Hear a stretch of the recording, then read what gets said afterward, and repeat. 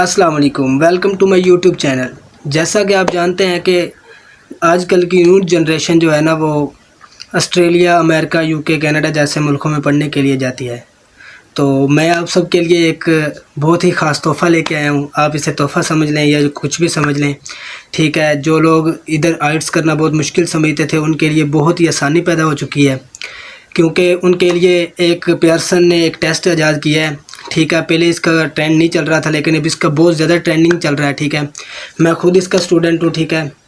तो मैं आपको इसके बारे में बताना चाहता हूँ कि दरअसल ये टेस्ट कौन सा है, किस तरह इसे पढ़ते हैं, किस तरह की इसकी स्टडी है, कैसे इधर टेस्ट देना पड़ता है, किधर जाके इसका टेस्ट देना पड़ता है, बुक कैसे करते हैं, ठीक है। इसकी तैयारी कैसे करनी है, ठीक है। सारा कुछ मैं आपको इस वीडियो में आपको बताऊँगा।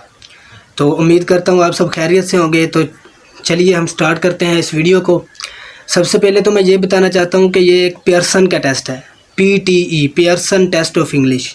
जो बंदे ये कहते हैं ना कि हमें इंग्लिश नहीं आती, हमें इंग्लिश कम आती है, हमसे आइट्स नहीं होती, हमें बहुत ज़्यादा मुश्किलात पैदा होती हैं आइट्स करने में, तो उनके लिए ये सबसे ज़्यादा एक गॉड गिफ्टेड समझ लें या पियर्सन की तरफ से गिफ्टेड समझ लें, ठीक है। तो ये एक बहुत ही आसान जो तरीका है ना, वो यूरोप जाने के लिए, स्टडी वीज़ा पर जाने के लिए आपके लिए है, ठीक है। सबसे पहले हम इस पर बात करेंगे कि ये है क्या चीज़। इसका जो सिंपल नेम है उसे कहते हैं PTE, ठीक है, Pearson test of English. Pearson वालों ने ईजाद किया UK से, ठीक है। तो ये एक बेसिकली ये है क्या, बेसिकली ये एक तो जो सारा है ना, ये कंप्यूटर बेस्ड टेस्ट है, ठीक है। आपने कोई लिखना नहीं होता, ठीक है। इसमें आपने जस्ट लैपटॉप होता है आपके आगे, कंप्यूटर होता है, उस पर ही आपने तैयारी करनी होती है, ठीक है।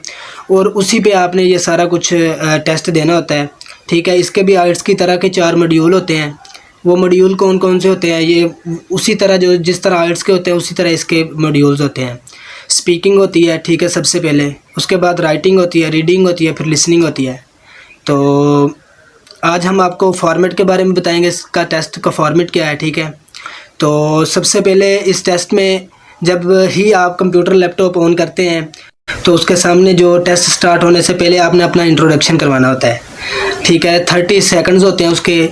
तो 30 सेकंड में आपने इंट्रोडक्शन करवाना होता है। आपका नेम क्या है, फादर नेम, रहायश वगैरह, जो कुछ आप बताना चाहते हैं, उसके कोई नंबर वगैरह नहीं होते, ठीक है। तो बाकी जैसे आइट्स के बैंड होते हैं, इसके स्कोर होते हैं, ठीक है। तो आज हम स्पीकिंग के बारे में और राइटिंग, रीडिंग, लिसनिंग के बारे में, फॉर्मेट के बारे में बात करेंगे कि इसमें होता क्या क्या है, ठीक है। क्या क्या मॉड्यूल्स होते हैं, उसमें क्या करना क्या होता है।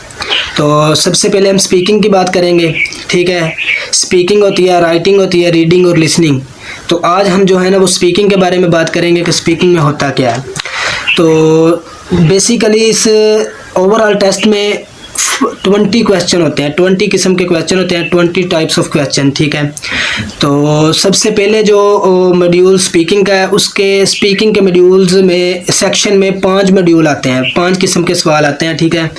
तो कोई मुश्किल नहीं है, बिल्कुल ईजी है, ठीक है। फ़िक्रमंद होने की कोई ज़रूरत नहीं है, बिल्कुल, ठीक है। मैं आपको ये समझा देता हूँ, आप इजीली, आपको कोई ज़रूरत नहीं है कि आप कहीं जाके एकेडमी ज्वाइन करें, एकेडमी वालों के चक्कर लगाएं, उधर फ़ीसें पे करें, ठीक है। इसकी तो कोई ज़रूरत ही नहीं है ना। बेफिक्र हो के आप तैयारी कर सकते हैं, आप मेरे YouTube चैनल पे तैयारी कर सकते हैं, ठीक है। इसके अलावा अगर आपने YouTube चैनल से नहीं, मैं आपको अपना व्हाट्सअप नंबर दे दूंगा, आप मुझसे गाइडेंस ले सकते हैं, ठीक है।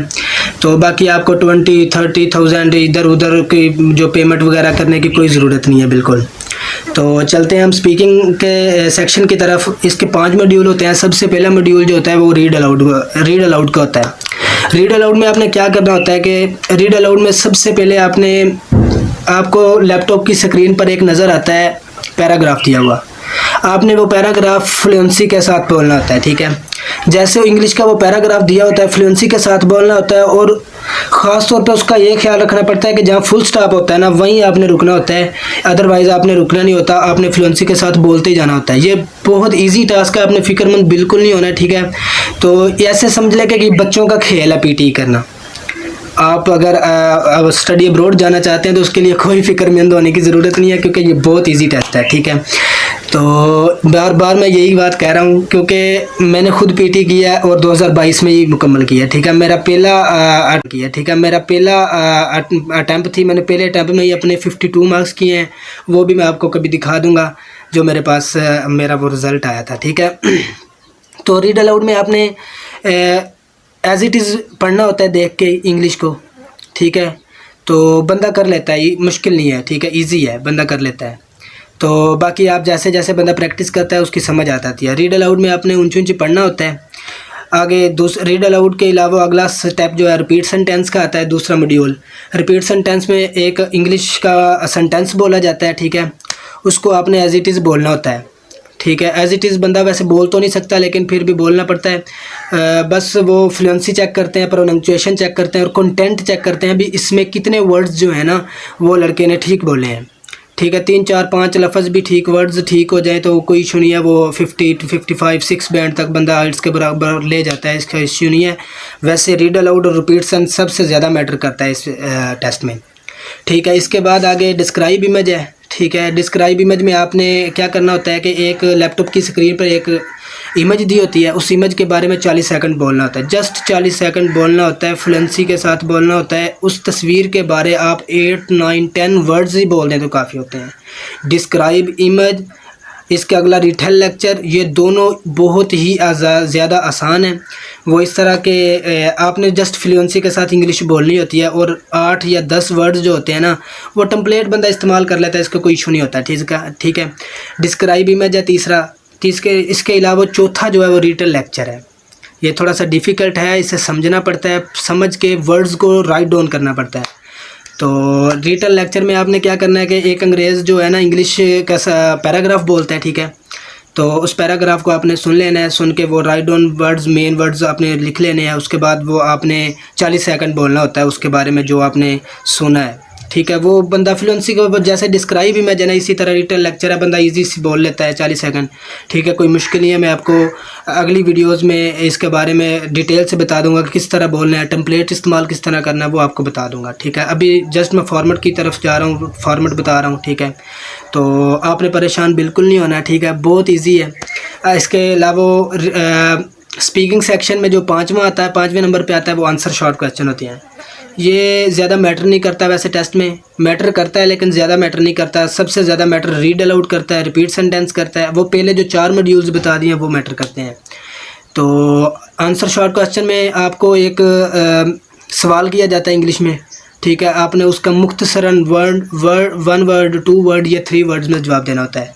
जिस तरह आप समझ लें कि वो इंग्लिश में पूछता है जनवरी और मार्च के दरमियान वाला महीना कौन सा है, आपने जस्ट बताना है फरवरी, आपको उसको मार्क मिलेगा। ठीक है, परेशान होने की ज़रूरत नहीं है। स्पीकिंग का है, स्पीकिंग के बाद राइटिंग है।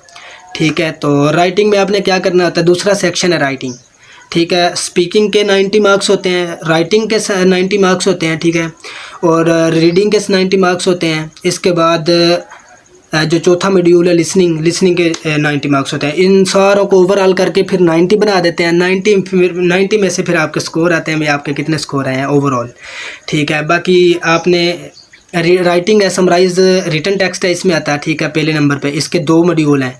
राइटिंग के 2 मॉड्यूल हैं, स्पीकिंग के 5 मॉड्यूल्स थे, राइटिंग के 2 मॉड्यूल हैं, summarise written text and summarise and write ऐसे। एक आपने ऐसे लिखना होता है। ठीक है, समराइज रिटन टेक्स्ट में आपने क्या करना होता है कि पैराग्राफ इंग्लिश में दिया होता है, उसमें आपने ना उसका खुलासा बताना है इंग्लिश में, जस्ट 50 to 70 वर्ड्स। उसमें आपने फुल स्टॉप नहीं लगाना, फुल स्टॉप जस्ट आखिर में लगाना है, फुल स्टॉप नहीं लगाना आपने, फुल स्टॉप सिर्फ आखिर में लगाना है। उसको एक सेंटेंस में आपने समराइज़ करके बताना है। बहुत ही इजी टास्क है।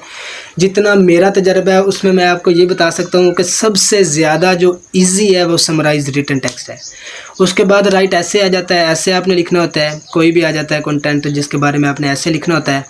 ऐसे तकरीबन 200 से 300 वर्ड के दरमियान लिखना होता है, 200 to 300 वर्ड्स। तो ये भी ईजी है। तो मुझे लगता है कि आज के लिए बस इतना ही काफ़ी है, क्योंकि वीडियो भी लेंथी हो रही होगी तो आपको देखने में भी मुश्किल पैदा हो रही होगी। रीडिंग और लिसनिंग का मैं अगली नेक्स्ट वीडियो में आपको बताऊंगा कि रीडिंग और लिसनिंग में कौन कौन से मॉड्यूल्स आते हैं। तो शुक्रिया, अब अपना ख्याल रखिएगा। बहुत सारा शुक्रिया हमारी वीडियो देखने के लिए। Thanks for watching.